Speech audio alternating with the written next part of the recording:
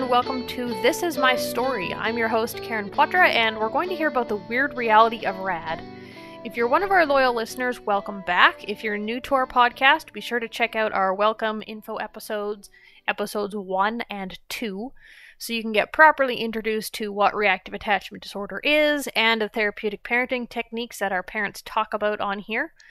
Either way, it's great to have you join us here today, so welcome. This podcast is all about interviews with kids and parents and professionals who are sharing their stories on a wide range of experiences, anything from their craziest happenings to their journeys of healing. Today is Tuesday, April 14th. You're listening to episode number 7. Joining me today is Anne Yoder, and she is sharing her story of healing with us. It's really incredible the journey she's been on. Through her healing experience. She spent some time in a residential treatment center, and she's sharing with us what it felt like to heal and how she connected with her parents and made the choices to get better and healthy. So I'm super excited to share her story with you, and let's get into it.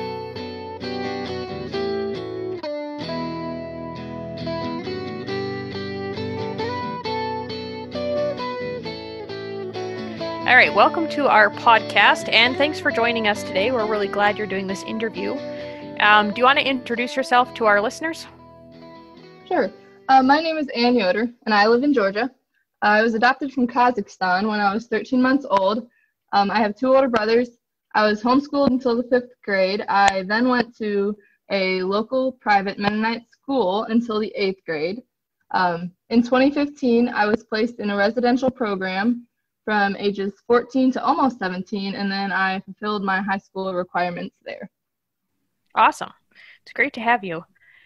So tell us what your story is. How did you kind of get started on your healing journey? Okay. My parents and I attended Camp Attach in November 2016, which proved to be pivotal in my healing. Then every few months after Camp Attach, we would see a therapist who specialized in reactive attachment disorder.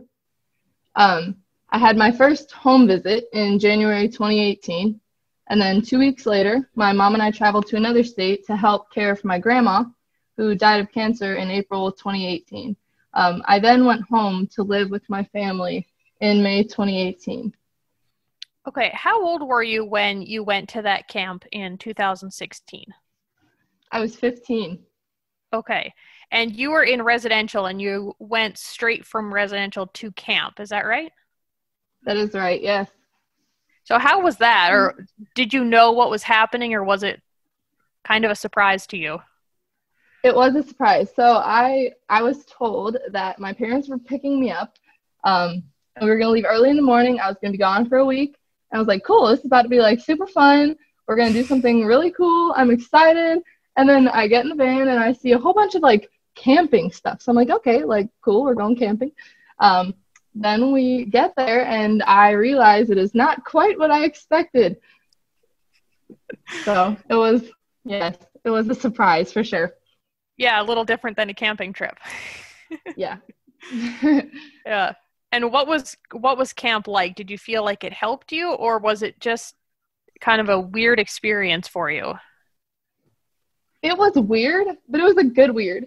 So it was, I do feel like it helped me. There was a bonding exercise that we did, I feel was a turning point for me in my healing journey. I feel like that was very helpful. So. Yeah, great. Okay. And then after that, you went back to the residential treatment center, right? Yes, that is right. Okay. So a little bit on that. How was it being there? Was it a helpful part of your healing journey, or were there some things that really weren't helpful while you were there? Yeah. So it was helpful in the fact that by the time I went there, I was already 14 and my behavior was out of control. My parents could no longer control my behavior just at home. So it was helpful in that it made me physically get myself under control. But internally, as for my heart and the RAD part of it, it didn't do that much. It I needed something else. And that is when my parents found Camp Attach. Right. Okay. And then just a little more about the treatment center. Were you doing any kind of therapy while you were there, or was it more just behavior treatment? It was more just behavior treatment, behavior modification. Right. So. Yeah. A lot of families ask if it's helpful to send their kids to residential treatment or not. And I think for them to hear, your perspective that it helped you get your behaviors under control, but as far as attachment, there wasn't anyone there for you to attach with, right? Yes, that is right. And that was key. Yeah. So what do you think could have been a really helpful thing that they could do in residential treatment centers, specifically for kids who are working with attachment? Mm-hmm.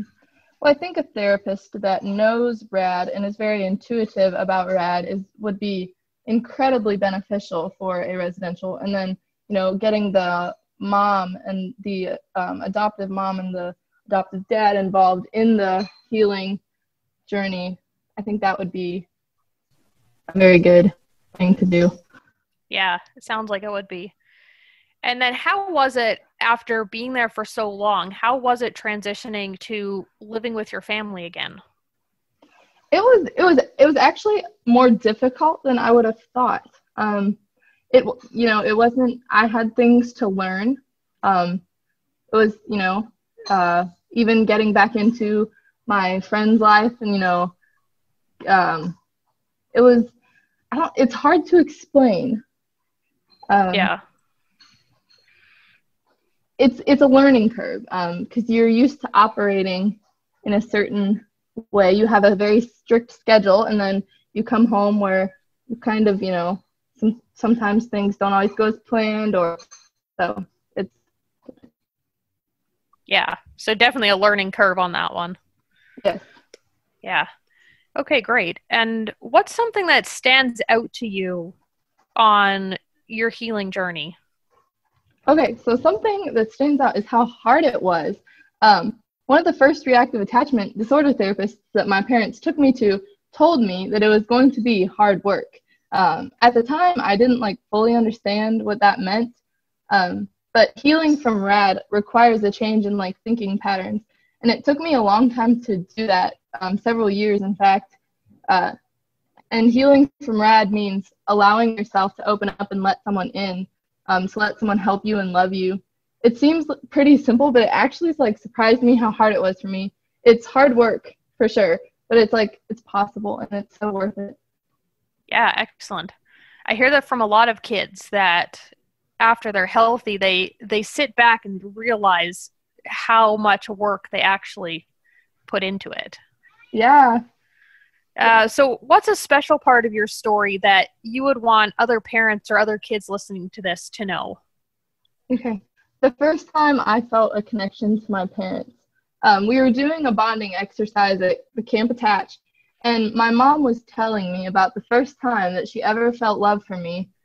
In that moment, it hit me. She loved me. She chose to love me despite all of the things that I'd done to hurt her. She still loved me. At 15 years old, it was the first time I had ever truly felt her love. It was powerful and it was beautiful, but it was also painful and kind of scary. I was faced with a choice then, to let my parents in and let them love me, or walk away and continue on this dark and lonely path. I chose love, and it radically changed my life. Yeah, that's great. That sounds very powerful. And with that, was it a choice you made to choose love and then you just kept that trajectory, or did you sometimes still reject it and want to go back to the way it was before? Yes, for sure, because it was scary. I didn't know what to do with this. It was a new concept, which sounds weird, but so yeah, there were definitely times where I was scared and I didn't know what to do and how to respond to something. So yeah, for sure. Yeah, kind of the up and down roller coaster. Yes. Yeah. Okay, so before we end this part of the interview, I want to ask you, what's something Something crazy that you remember doing or happening, or like one of those things where you think about it and you're like, I can't believe I did that or that happened. Yeah, so, well, on various occasions, my parents and I would be arguing, and I would know while I was arguing that I was dead wrong. Like, it was what I was saying was not making sense. It was completely stupid, and I would continue to argue. I would kind of commit to like winning the argument, which is weird, but true. Yeah, I think a lot of parents will be able to relate to that one. Yeah. Yeah. Okay. Well, it's great having you on here. Thanks so much for joining us and telling us your story. Yes, you're welcome. I was happy to do it.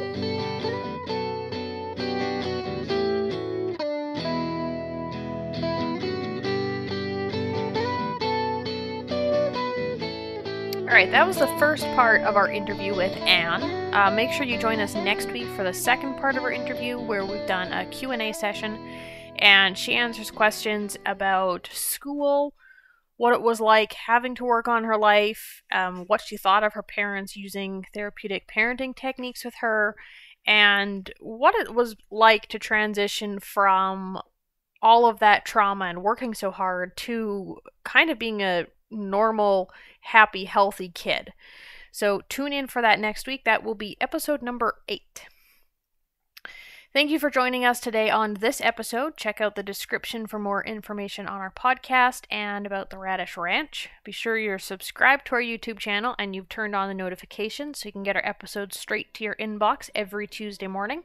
Also, check out our other social media. We have a Facebook page as well as an Instagram account, and we post on both of those daily. The songs on our podcast are The Way Things Go and Come Down, both written and recorded by French Press, and we've used them here with their permission. This Is My Story is brought to you by the Radish Ranch. I'm your host, Karen Poitras, and I will see you next week. Stay awesome.